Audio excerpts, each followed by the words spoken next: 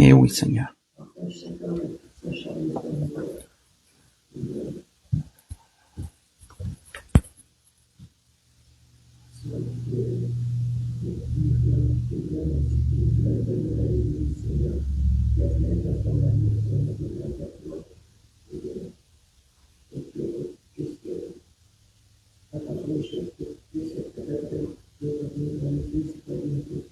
Amen.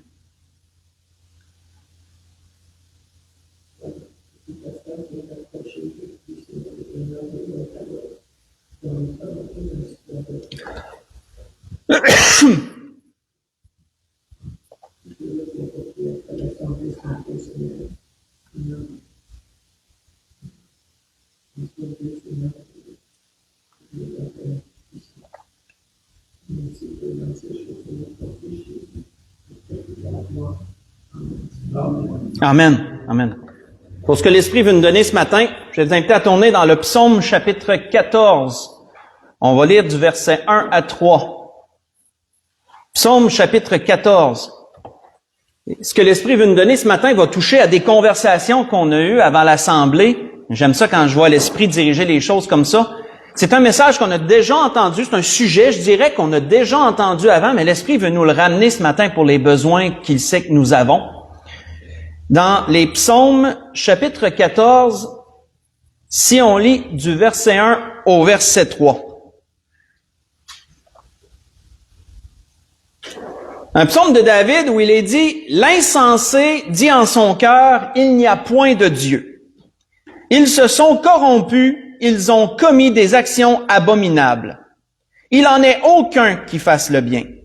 L'Éternel du haut des cieux regarde les fils de l'homme, pour voir s'il y a quelqu'un qui soit intelligent, qui cherche Dieu.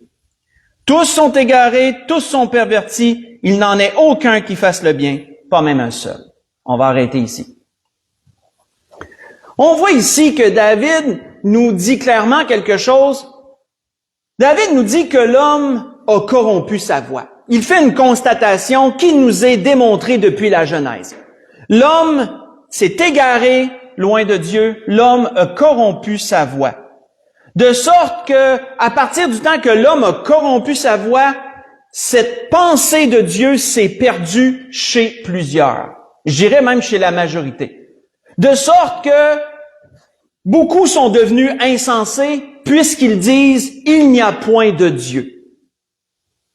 Et nous voyons que David continue en disant que Dieu, lui, est sur son trône du haut des cieux, dans sa demeure, et qu'il plonge ses regards sur la terre et que Dieu a cette capacité de voir la terre entière comme un livre qui est ouvert et qu'en plus, il est capable d'y voir chaque être humain, malgré qu'on met des chiffres astronomiques comme 8 milliards, Dieu peut connaître, il connaît chaque être humain personnellement et Dieu peut voir si chaque être humain cherche Dieu. Aux yeux de Dieu, c'est pas dur, d'après ce que David nous dit, frères et sœurs, il y a deux types de personnes. Il y a l'insensé et il y a l'intelligent, selon Dieu. Il y a l'insensé qui dit en son cœur, il n'y a point de Dieu. D'ailleurs, mon frère Sacha me parlait tantôt d'un de ses amis, une personne avec qui il game, qui s'est dit agnostique. Vous savez, quelqu'un qui se dit agnostique, c'est un beau mot pour rester neutre. Vous savez, quand tu veux pas prendre parti, puis tu veux pas vraiment te mettre plus pour un pour l'autre, tu dis que tu es agnostique. Ça veut dire que tu dis que tu crois en rien, somme toute. Tu nies pas que Dieu existe, mais tu nies pas qu'il peut exister en même temps. Mais vous savez, aux yeux de Dieu, tu peux pas être entre les deux. Aux yeux de Dieu, il n'y a pas de zone grise, tu peux te placer confortablement puis dire, moi, je veux juste pas me mêler de rien, puis je veux juste pas... Non. Aux yeux de Dieu, t'es insensé ou t'es intelligent. Tu cherches Dieu ou tu nies l'existence de Dieu. Tout simplement. Aux yeux de Dieu, c'est aussi simple que ça. Et c'est ce que David nous dépeint ici dans ce psaume. Vous savez, quand je méditais sur cela, malheureusement, des insensés, il y en a beaucoup. Et il y en a qui poussent la note assez loin dans ce sens, dans cette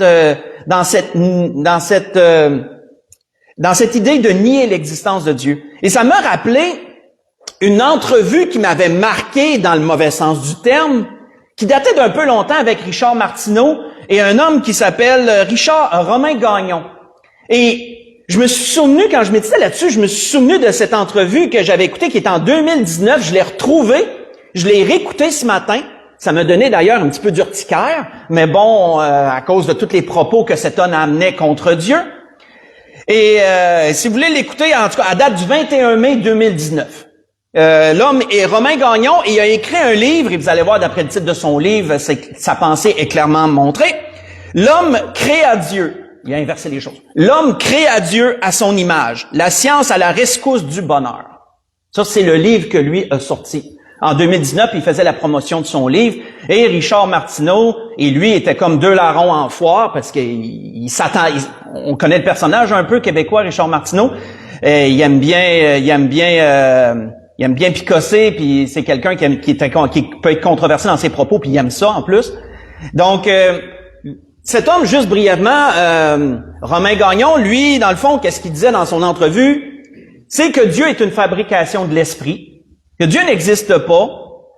Il disait que l'homme n'a pas besoin de Dieu pour atteindre l'idéal, pour devenir une bonne personne. L'homme peut devenir un citoyen modèle. L'homme peut être bon dans sa nature. Il dit c'est inscrit dans ses gènes, mais qu'il n'y a pas besoin de Dieu pour ça.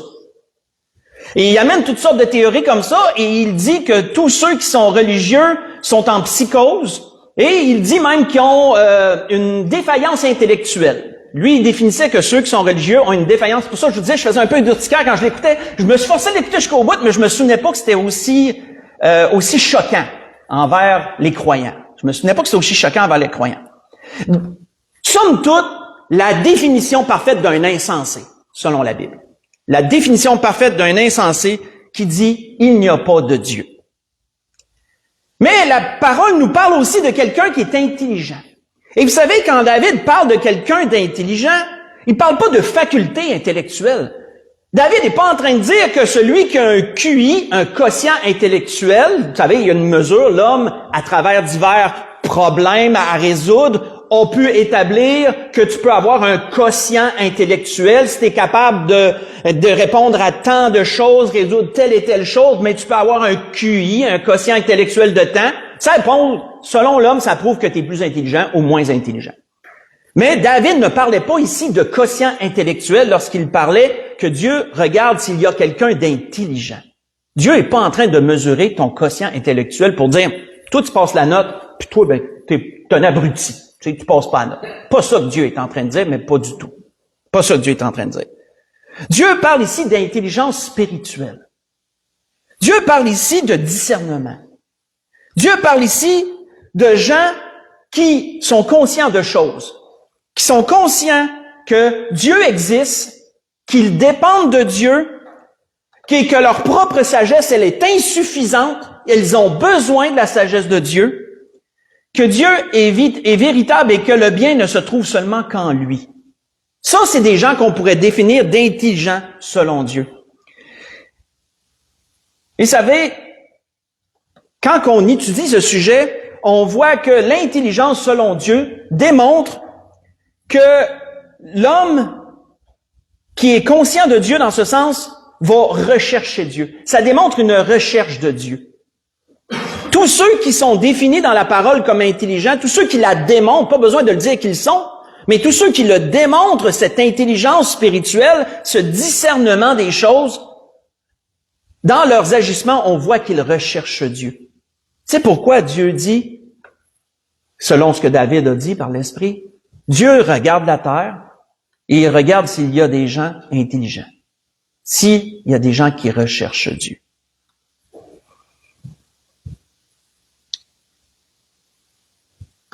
On voit que, vous savez, selon l'homme a sa propre conception de c'est quoi chercher, quand on regarde. Selon le dictionnaire, c'est quoi chercher quelque chose? Selon le dictionnaire, chercher quelque chose, c'est de se donner du mouvement, du soin ou de la peine pour trouver quelqu'un ou quelque chose. Autrement dit, la plupart du temps, si tu cherches quelque chose, tu sais pas où c'est, ben, tu vas faire des actions. Tu vas faire travailler ton esprit pour essayer de te souvenir. Tu vas aller là, tu vas aller là, tu vas avoir du mouvement, tu vas avoir du soin à essayer de trouver quelque chose que tu cherches. Selon l'homme, c'est ça, chercher quelque chose. Mais vous savez, Dieu ne se cherche pas nécessairement comme l'homme pense qu'il se cherche. Vous savez, vous pouvez pas soulever une pierre pour dire, je vais essayer de trouver Dieu là. Et Dieu est-il en dessous de la pierre? On peut pas nécessairement aller scruter une forêt et dire, je vais essayer de trouver Dieu à travers la forêt. On peut pas non plus grimper au sommet d'une montagne et dire, est-ce que Dieu est au sommet de cette montagne-là? Dieu est dans toutes ces choses, mais vous ne le trouverez pas nécessairement dans une particulièrement de ces choses. On voit que, qu'est-ce qu'un prophète disait à propos de ces choses? Un prophète a parlé de chercher Dieu. Et le prophète disait ceci. Le prophète disait, au nom de Dieu, je connais les projets que j'ai formés pour vous, dit l'Éternel. Projets de paix, non de malheur, afin de vous donner un avenir et de l'espérance. Vous m'invoquerez et vous partirez. Vous me prierez et je vous exaucerai.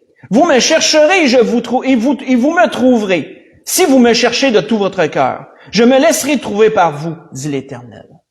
Voyez ça dans le Jérémie, chapitre 29, versets 11 à 14. Dieu ne se trouve pas de façon conventionnelle selon notre définition, selon la définition du dictionnaire de ce mot. Mais qu'est-ce que veut dire l'Écriture quand elle dit de chercher Dieu? Quand on regarde le mot hébreu ici pour chercher, le mot que David a utilisé, se dit dorak, et dorak veut dire poursuivre, chercher en adoration. Et là, donc, on a une touche supplémentaire, on a un ajout là, qui est intéressant à travers la définition de ce mot. Poursuivre quelque chose et le chercher en adoration. Et donc, selon les Écritures, on comprend dans ce que David disait que de chercher Dieu, c'est premièrement de s'ouvrir à la possibilité de l'existence de Dieu. Ça commence là. Si quelqu'un dit en lui-même il n'y a point de Dieu, il peut pas chercher. Il peut pas chercher Dieu selon la définition que la Bible nous donne de cela, puisqu'il ferme déjà la possibilité que Dieu existe en partant. Donc, il n'y a pas de recherche, somme toute. Mais celui qui cherche Dieu selon ce que Dieu voit, selon ce que Dieu entend, va s'ouvrir à la possibilité que Dieu existe. Ça, c'est une chose. Là, tu fais juste entrouvrir la porte en pensant comme ça. Mais ensuite, qu'est-ce qu'il va faire? Il va appliquer son existence par toutes sortes de moyens, à découvrir l'existence de Dieu, par toutes sortes de façons.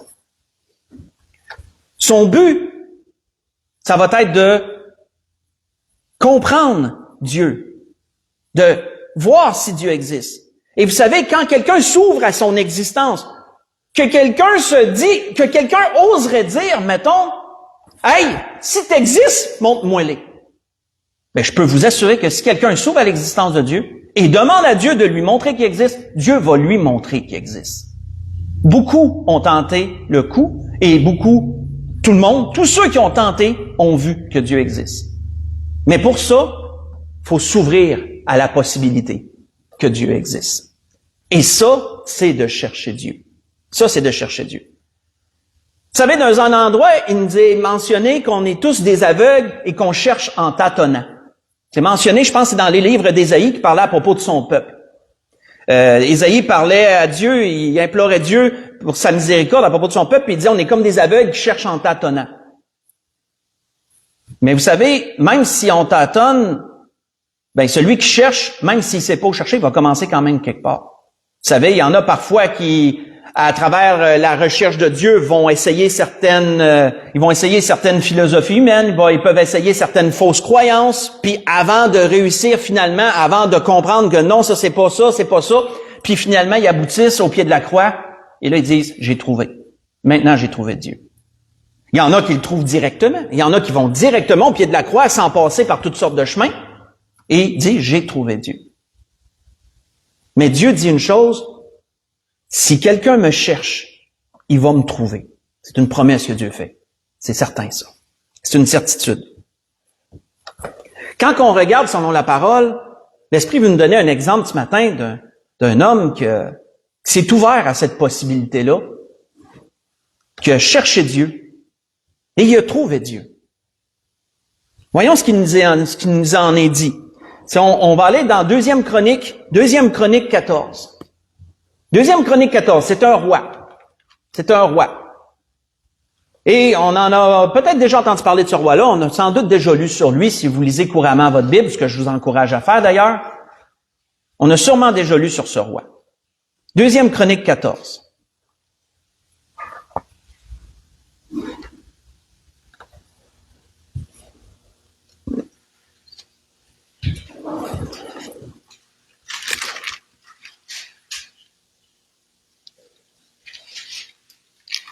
Deuxième Chronique 14, on va lire plusieurs choses sur lui, mais on va commencer du verset 1 au verset 6. C'est le roi Asa. Et il nous est dit du roi Asa, quoique le roi Asa a eu dans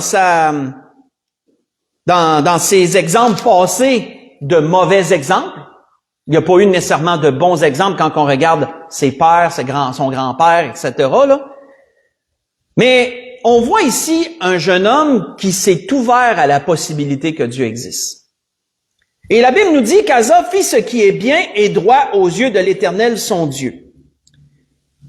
Il fit disparaître les autels de l'étranger et les hauts lieux. Il brisa les statues, abattit les idoles. Il ordonna à Juda de rechercher l'Éternel, le Dieu de ses pères, et de pratiquer la loi et les commandements.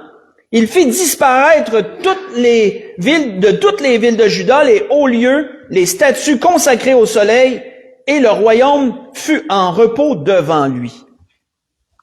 Il bâtit des villes fortes en Juda, car le pays fut tranquille. Il n'y eut pas de guerre contre lui pendant ces années-là, parce que l'Éternel lui donna du repos. Il dit à Juda, bâtissons ces villes et entourons-les de murs, de tours, de portes et de barres. Le pays est encore devant nous, car nous avons recherché l'Éternel notre Dieu, nous l'avons recherché, et il nous a donné du repos de tous côtés. Ils bâtirent donc et réussirent. On va arrêter ici. On revient toujours à l'idée ici que lorsque Dieu bénit, ça paraît. On le voit encore ici. On voit un jeune homme qui s'est ouvert à la possibilité que Dieu existe, parce qu'il a vu que dans ses pères, si tu remontes jusqu'à David, tu remontes jusqu'à Salomon dans ses bonnes années, ils ont démontré que Dieu existait eux.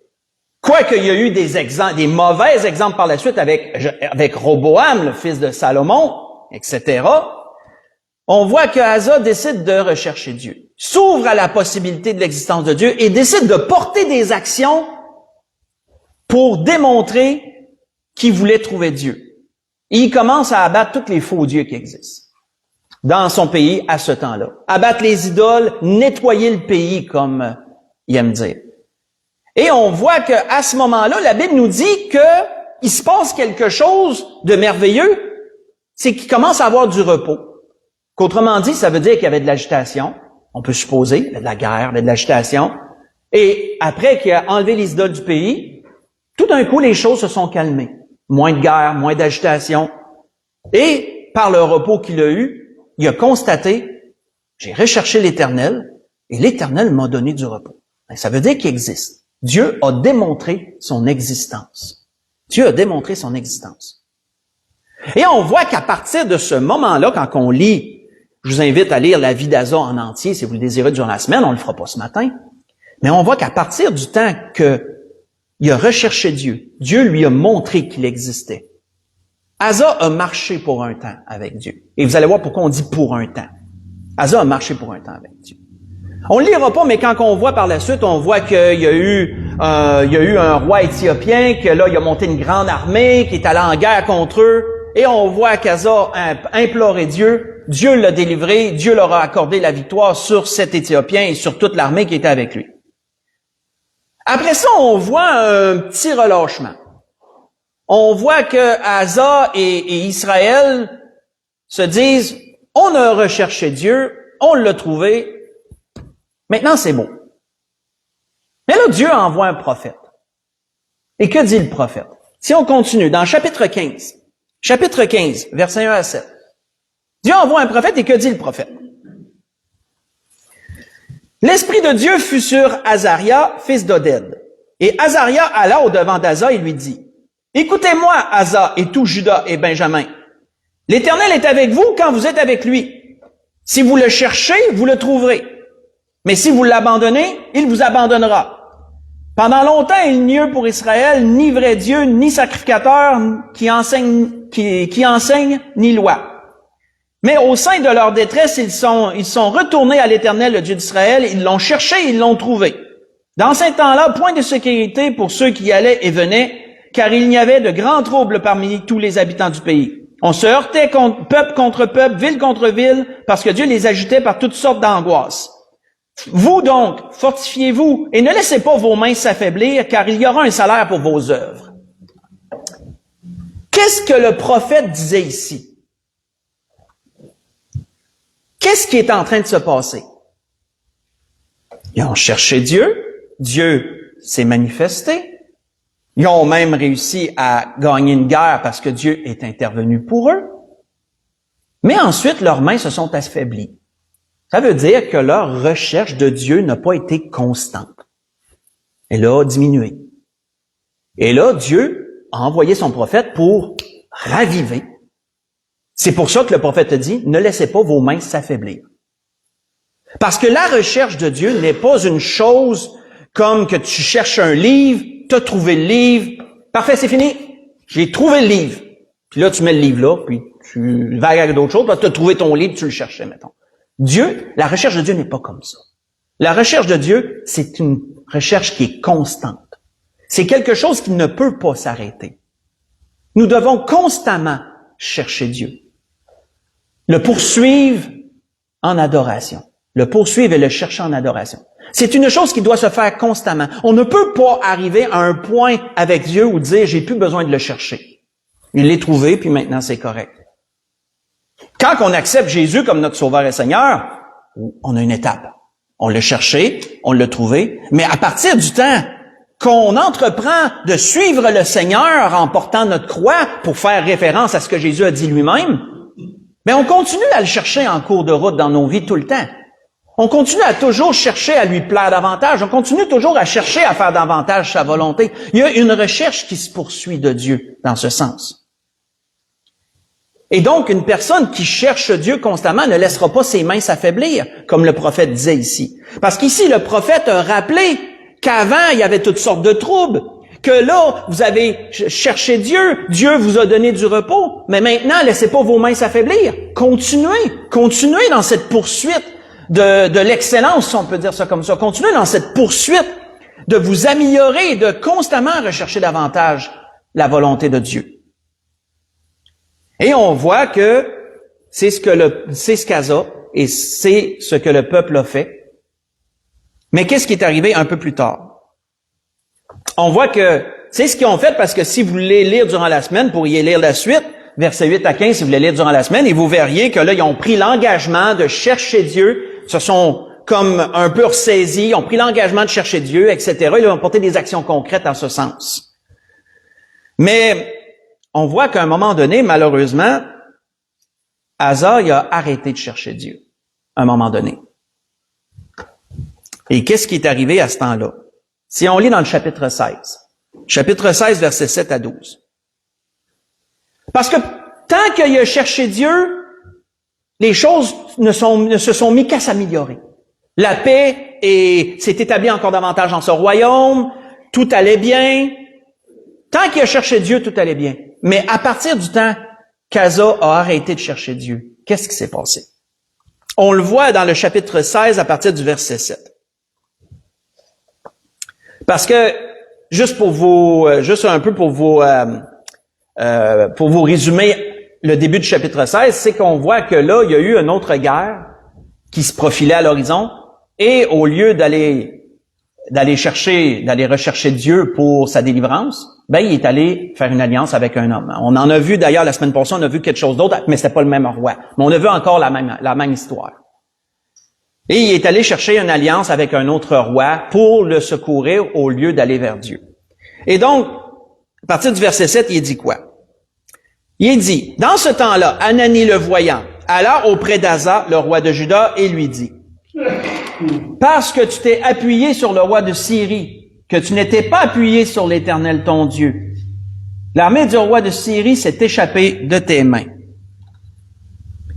Les Éthiopiens, les Libyens, ne formaient-ils pas une grande armée avec des chars et une multitude de cavaliers? Cependant, l'Éternel les a livrés entre tes mains parce que tu t'étais appuyé sur lui. Car l'Éternel étend ses regards sur toute la terre pour soutenir ceux dont le cœur est tout entier à lui. Tu as agi en insensé dans cette affaire, car dès à présent, tu auras des guerres. Si on fait une petite pause ici, et qu'on prend le début du verset 9, car l'Éternel étend ses regards sur toute la terre pour soutenir ceux dont le cœur est tout entier à lui. Voyez-vous qu'on peut faire un lien avec ce que David avait dit en introduction? Dieu regarde sur toute la terre pour voir s'il n'y a pas des gens intelligents qui cherchent Dieu. Faites un lien avec ce qu'il vient de dire ici. Dieu étend ses regards sur toute la terre pour soutenir ceux dont le cœur est tout entier à lui. Et c'est qui ceux dont le cœur est tout entier à lui? Mais c'est ceux qui cherchent Dieu.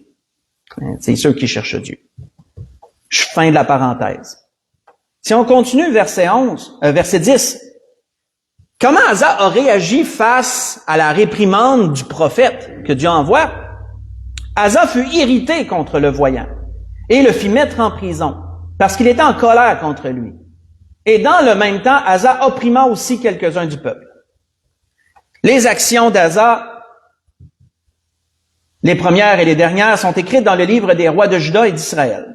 La 39e année de son règne, Asa eut les pieds malades au point d'éprouver de grandes souffrances, et même pendant sa maladie, il ne chercha pas l'Éternel, mais il consulta les médecins.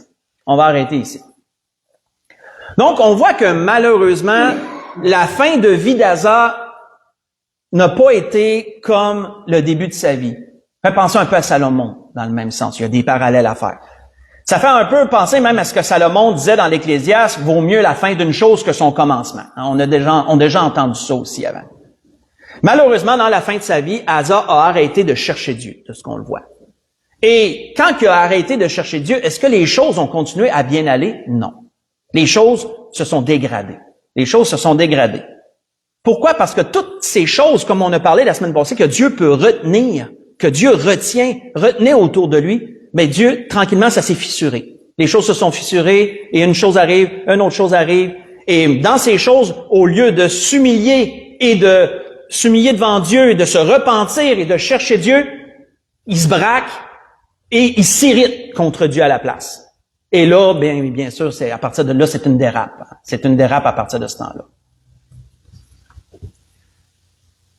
Dieu sonde la terre pour voir s'il y a des gens intelligents qui cherchent Dieu. Vois que David disait dans un autre psaume, faites juste écouter, David disait ceci dans un autre psaume. David disait, « J'ai cherché l'Éternel et il m'a répondu. » Parce que oui, si tu cherches Dieu, il va te répondre. « Il m'a délivré de toutes mes frayeurs. » David disait plus loin, « Sentez et voyez combien l'Éternel est bon. Heureux l'homme qui cherche en lui son refuge. »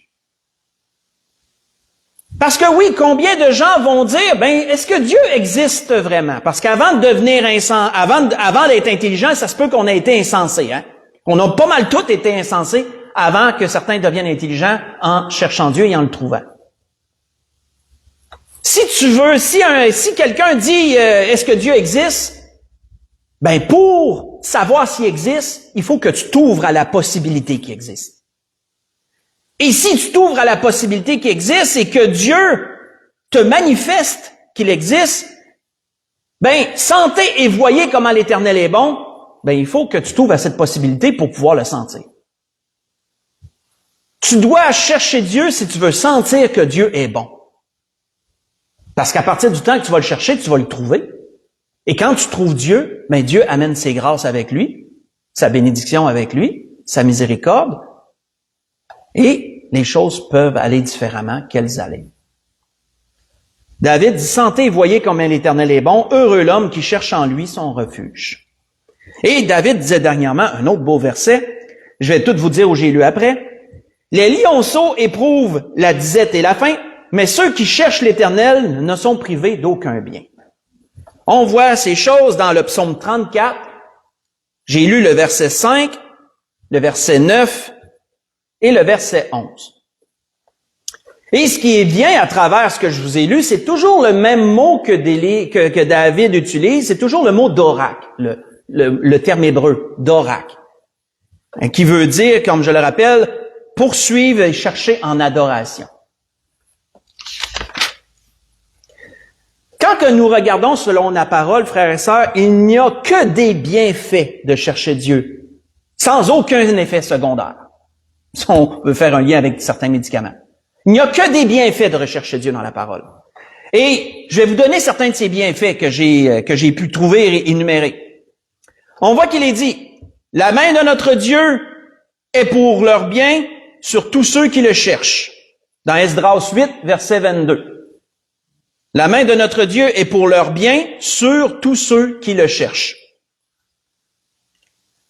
Ceux qui connaissent ton nom se confient en toi, car tu n'abandonnes pas ceux qui te cherchent, ô Éternel. Psaume 9, verset 11. Les hommes livrés au mal ne comprennent pas ce qui est juste, mais ceux qui cherchent l'Éternel comprennent tout. Proverbe 28, verset 5. L'Éternel a de la bonté pour qui espère en lui, pour l'âme qui le cherche. Lamentation, chapitre 3, verset 25. Car ainsi parle l'Éternel à la maison d'Israël, cherchez-moi et vous vivrez. Amos, chapitre 5, verset 4. Et j'aurais pu encore aller à plusieurs endroits comme ça.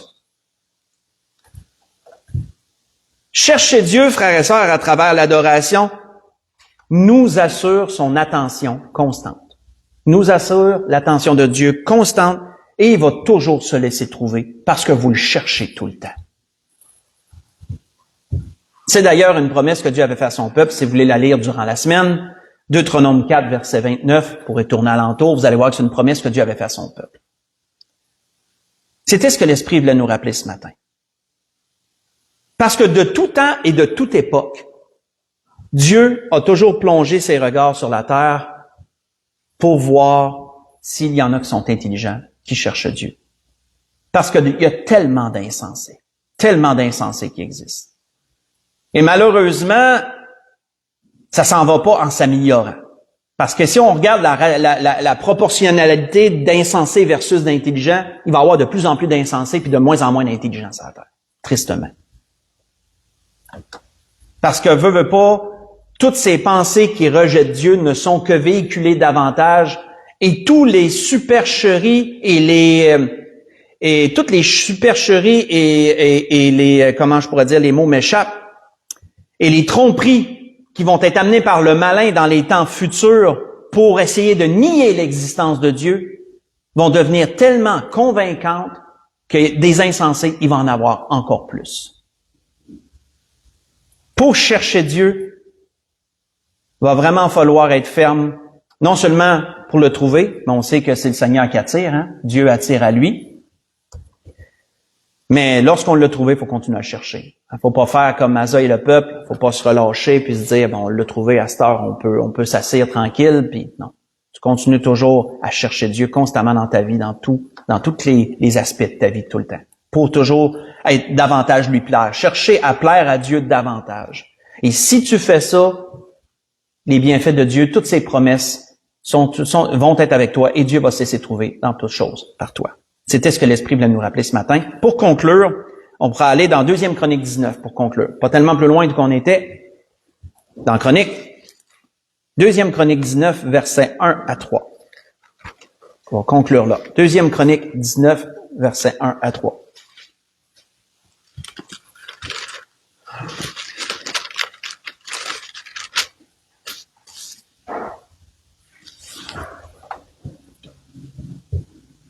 Et il nous est parlé du prochain roi, après Asa.